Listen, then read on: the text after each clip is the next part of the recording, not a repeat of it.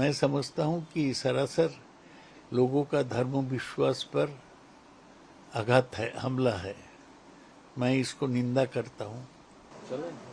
Prime minister Modi का Australia दौरे पे ऑपोजिशन ने सवाल उठाया कि जो ऑडियंस थे, जो दर्शक थे प्राइम मिनिस्टर को सुनने आए थे, वो पेड थे।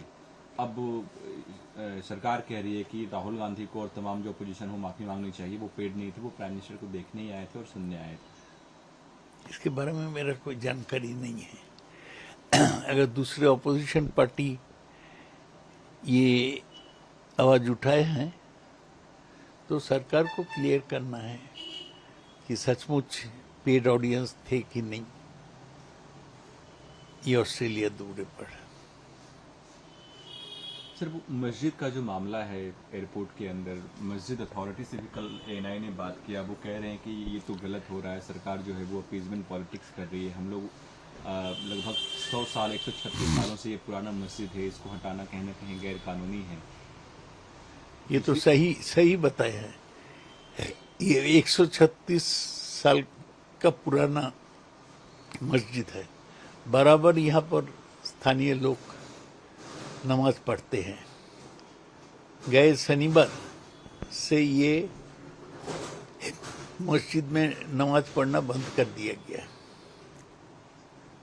वो बोला कि 2 दिन के बाद चालू होगा, लेकिन 2 दिन के बाद भी ये चालू करने नहीं दिया। सीआईए से बोल रहे ऊपर से ऑर्डर नहीं है। मैं समझता हूं कि सरासर लोगों का धर्म विश्वास पर आघात है, हमला है। मैं इसको निंदा करता हूं और मैं मांग करता हूं कि ये मस्जिद को नमाज के लिए फिर खोल देना चाहिए।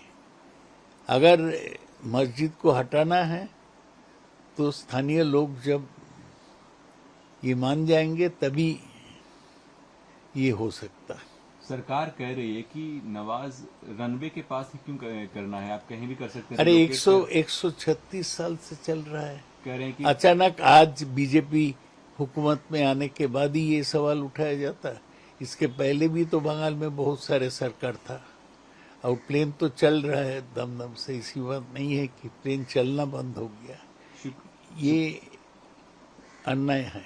सुकांता मजूमदार कह रहे हैं कि मंदिर भी हटता है, जब सड़कें चौड़ी होती हैं तो मंदिर भी टूटता है और दूसरी जगह हटाया जाता है। तो सुकांत मजूमदार कुछ नहीं जानता, वो बालूरघाट के आदमी है, वहाँ के बारे में उनको बताना चाहिए। ये दमदम के ये मस्जिद के बारे में उनको बोलना नहीं चाहिए। सर, रथ यात्री जो कमेटी है, जगन्नाथ रथ यात्री 60 कमेटी को सरकार 5 लाख रुपया दिया है सर। हाँ, मतलब 300 लाख मतलब 3 करोड़। 3 करोड़ रुपया और 15 करोड़ वो खर्चा करेंगे। इतना दिन 15 करोड़ खर्चा करेंगे तारकेश्वर के लिए। वो पहले जब ममता बनर्जी दुर्गा पूजा को अनुदान देती थी तब इसको बीजेपी क्रिटिसाइज करते थे। तभी वही रास्ता पे वो चल रहे हैं और 15 कोटि वो बोल रहे हैं कि तारकेश्वर तीर्थ यात्रियों के लिए दिया जाएगा। ये भी तो अजीब चीज है। इतना दिन तारकेश्वर में तीर्थ यात्री कोई सरकार का सहारा बिना ये जाते आते हैं भक्ति से, श्रद्धा से, तो इसको जरूरत नहीं था। ये रुपया गरीब लोगों का कोई काम में नहीं आएगा। सर, 21 तारीख को लेकर के क्या तैयारी है? आप लोगों को परमिशन नहीं मिला है, ऋतुव्रता बनर्जी को परमिशन मिल गया है और वो नहीं, ये तो सरकार हमारा प्रोग्राम को बंद करने चाहते हैं, यही चल रहा है। कल भी हमारे लोग गए थे कमिश्नर के पास, कल भी नहीं मिला। बोला आज 6 बजे के अंदर बताएंगे। पता नहीं बताएंगे कि नहीं। हम ऑल्टरनेटिव जगह भी बताए हैं, देखा जाए ऑल्टरनेटिव जगह हमें दिया जाता है कि नहीं। लेकिन ये सरासर लोकतंत्र विरोधी कदम है।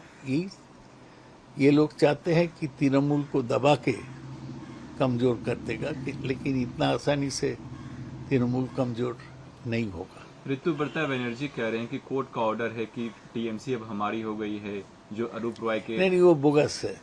एक तो लोअर कोर्ट में, डिस्ट्रिक्ट कोर्ट में एक हाँ, ये दिया, ओपिनियन दिया, कोई फाइनल राय नहीं दिया। एक तो कोर्ट में वो कमेंट किया, तो उस पर कुछ कानूनी नहीं बनता। सर सेवाश्रय हेल्थ कैंप के मामले में अभिषेक बनर्जी इसके बारे में हमारा कोई जानकारी नहीं है। Thank you sir, thank you. हम अखबार में देखा कि लोकसभा सदस्य कल दिल्ली में स्पीकर के साथ और अमित शाह के साथ मुलाकात किए हैं, तो ये तो बराबर विश्वासघात करते हैं। 2004 में वो तृणमूल छोड़ के गए थे, 2009 में फिर वापस आए, तृणमूल कांग्रेस उनको मंत्री बनाया 2010 के बाद। वो लोकसभा लीडर भी थे 2014 से 2015। पार्लियामेंट में मैं उनको कोई भाषण देने नहीं सुना। वो 6 महीना उड़ीसा में थे जब वो रोज वैली का केस हुआ था। कैसे वो छुटकारा मिला हमें पता नहीं है। वो कुछ करते नहीं है, केवल बोलते हैं कि हमारा स्वास्थ्य ठीक नहीं है। ये आप सुदीप बंदोपाध्याय के बारे में बात कर रहे हैं? हाँ, मैं बोला तो पहले सुदीप बंदोपाध्याय लोकसभा मेंबर, उनके बारे में बात कर रहे हैं। वो तो दीदी के बहुत करीबी थे, अभी मिल रहे हैं हाँ, अमित शाह से, स्पीकर से। यही तो दुख की बात है कि जो लोग करीबी थे वो लोग जा रहे हैं, विश्वासघात कर रहे हैं। यही दुख की बात है। दीदी ने उनको इतना आगे बढ़ाया सर। तो ये मुझे पूछ रहे हैं क्यों बनाया था, वो तो सब जानते हैं। और अभी वो क्या कर रहे हैं वो भी लोग देख रहे हैं। वो भी कह रहे हैं कि मैं अभिषेक बनर्जी के कारण छोड़ के आया हूं मैं इधर। मुझे पता नहीं। लेकिन उनकी पत्नी अभी भी दीदी के साथ हैं, नैना बंदोपाध्याय। ऐसा बोलते हैं, अच्छे हैं अगर है तो उनको मीटिंग नहीं करना चाहिए कम से कम। स्पीकर क्यों उनको इंटेलिजेंस दे रहे हैं, उसको बुला के बात करके। अमित शाह क्यों इंटेलिजेंस दे रहा है। किसी तरह से लोकसभा में सदस्य बढ़ाने के लिए बीजेपी ये कोशिश कर रहा है।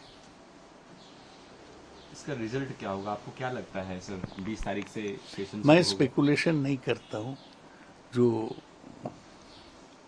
रियलिटी है उसके बारे में बताऊं। 19 तारीख को ऑल पार्टी मीटिंग भी है, क्या स्ट्रेटजी होगी सर आपकी पार्टी का? ना स्ट्रेटेजी आप पहले एनआई को बोल के ठीक नहीं होता, हम ठीक करेंगे तो फिर बताएंगे। ऑपोजिशन का क्या होगा सर? Opposition- इंडिया गठबंधन का स्ट्रेटजी क्या तो होगा? रहेगा, इंडिया गठबंधन विरोध करेंगे सरकार का, किन केंद्रीय मुद्दों पे सरकार का। चर्चा चाहेंगे? वो बाद में बोलेंगे, अभी टाइम नहीं। ठीक है, थैंक यू सर। चलो, बुला के आपको बोला, फिर आप बोलते ही जाते हैं। सर आप अच्छे लीडर हैं सर, मैं भी तो पत्रकार हूँ सर। Thank you. 20 साल में कभी कोई मीडिया को फोन करके बोला, तो जो मांगते हैं आप मांगते हैं, मैं कभी हाँ ये तो है।